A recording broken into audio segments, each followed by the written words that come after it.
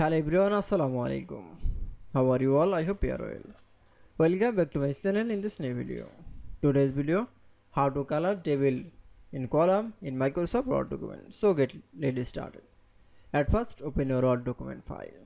Firstly, in this video, I will show that color table in the column in Microsoft Word. Now going to the insert menu option. Now for click. Then insert the table. Then insert from the table, then column table. Now select from the any column option, then going to the shading option, then choose color in the from select. That's it.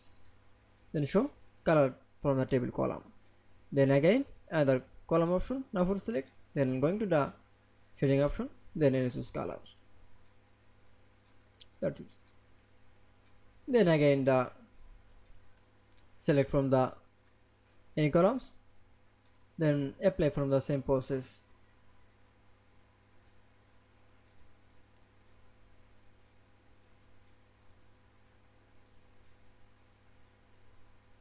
That's it.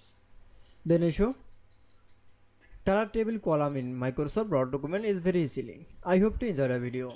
Please like, comment, share and subscribe my channel. Thanks for watching my video.